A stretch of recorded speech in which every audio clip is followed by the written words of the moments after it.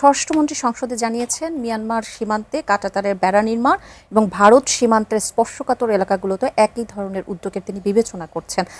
কাঁটাতারের বেড়া বা সীমান্ত নিরাপত্তা জোরদার কি স্থায়ী সমাধান নাকি কূটনৈতিকভাবে আরো শক্ত অবস্থানে আমাদের যেতে হবে? আমার মনে হয় আমার দেশের যে বর্ডার গার্ড বাংলাদেশ এবং স্থানীয় যারা আছে তারা এখন পর্যন্ত যেভাবে নিয়ন্ত্রণ করছে পুশিনকে, এটাই কি অনেক বেশি না?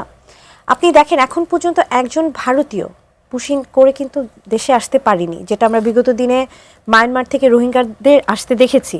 তার মানে আমরা এখন অনেক স্ট্রং, এবং বিএসএফ যখন কোনো কোয়েশ্চেন করছে তখন কিন্তু আমার বিজিবিরাও বলছে যে তোমরা যদি গুলি করো আমরা কি বসে থাকবো?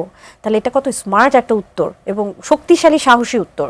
এবং স্বরাষ্ট্রমন্ত্রী যেটি বলেছেন সেটি অবশ্যই রাজনৈতিকভাবে বলি, কূটনৈতিকভাবে বলি, এটা অবশ্যই দরকার। কাঁটাতারে বেড়া দিলে হয়তো আমরা আরেকটু প্রোটেক্টিভ সেফ ফিল করব, কারণ সেখান থেকে তো অনেক সময় অনেক অবৈধ ব্যবসায়িক প্রোডাক্ট হোক, মাদক হোক, অনেক কিছু তো পাচার হয় বর্ডার থেকে। তো সেই ক্ষেত্রে আমার মনে হয় যে এটা পররাষ্ট্রনীতিতে বা যেটা ভালো মনে হয় সেটাই কাঁটাতারের বেড়া দিলে, যদি মনে হয় যে এটা বেস্ট, এটা মন্ত্রী মহোদয় সেটাই করবেন। তবে আমি বলবো যে আমার দেশের মানুষ এবং আমার পুলিশ প্রশাসন, নিরাপত্তা কর্মীরা যারা আছে তারা যদি সাপোর্টিভ থাকে, আমার দেশের মানুষের সাথে কিন্তু কেউ পারবে না। আমার দেশের মানুষ যদি একবার বলে যে আমরা এই জিনিসটা চাই না, তাহলে কিন্তু তারা ৭১-এ প্রমাণ করেছে, ২৪-এর গণঅভ্যুত্থানে সেটা প্রমাণ করেছে।